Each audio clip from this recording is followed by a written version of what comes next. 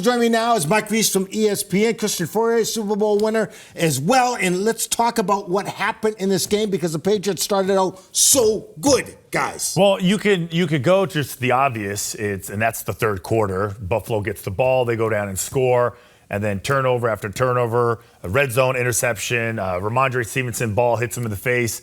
They recover for a touchdown. I mean, that's ultimately. When you want to big picture it, that really hurt them. You can go to the last drive, like we talk about the fourth quarter tease. Maybe they took too much time to score. Maybe they decided maybe they should have kicked it deep instead of onside kicked it. The same old issues in every single game. Well, I'm going to be honest with you guys. I thought they were going to go into Orchard Park and lose by 30.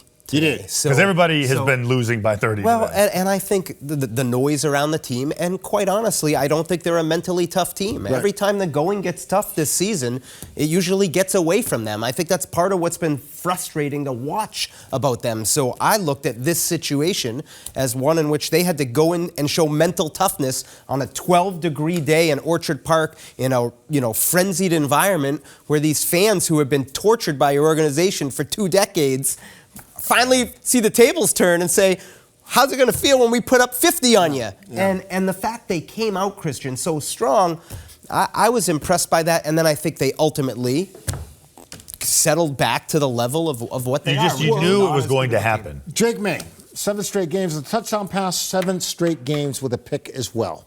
Let's talk about the TDs first. Listen, I think he's a phenomenal quarterback. I think I love him. I think he has everything you're looking for in a quarterback. Why do I feel like there's a but coming? No, there is no but. I mean, but he's a rookie. He's immature. He has rookie mistakes, which is what most rookies have. But I'll tell you what, of all the quarterbacks that were drafted in last year's draft, other than Bo Nix, who's on a better team with a better head coach right now, wait a minute. I would still say Drake May is playing the best out of all the rookies with the least. Wait. That's a good thing. What do you mean? Commanders? I still think Drake, but look at that coaching staff, look at that offensive coordinator, look at those weapons, look at everything that they have, and look what Drake May is doing. Listen, you can take your pick if you want. I'm taking the guy who plays for the Patriots. Drake's playing very well. Washington Commanders quarterback. Jaden Daniels. What he did today was he's taking it to another level because he's winning games now. Phenomenal. If you switch the quarterbacks, what would you get? What would you get if you switched the quarterbacks? Same result in my book. Oh, I don't know about that. So to me on Drake, guys, why this was an important day comes from North Carolina. The coldest game he had ever played in was in high school. Right. It was in the 20s. Coldest game he played as a pro was this year against the Colts here in Foxborough. It was 36 degrees.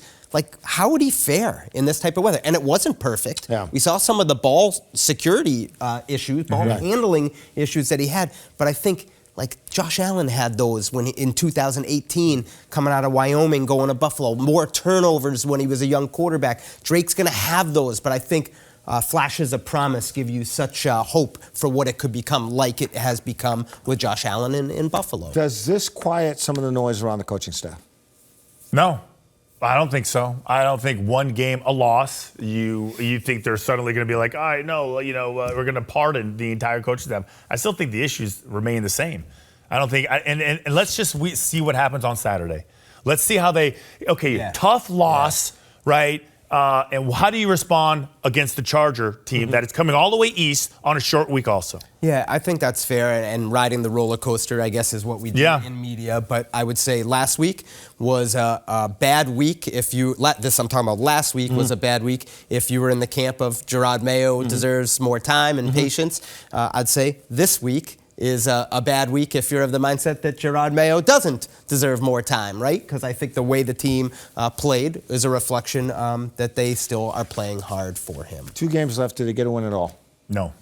Well, where's Buffalo at that last game? So it depends. If the Chiefs win next week, I believe they clinch the number 1. Then their spot, and they will create their own bye. That game might not. What he's saying, the last game not might not not matter. mean anything. Chiefs playing Christmas, by the way. Yeah.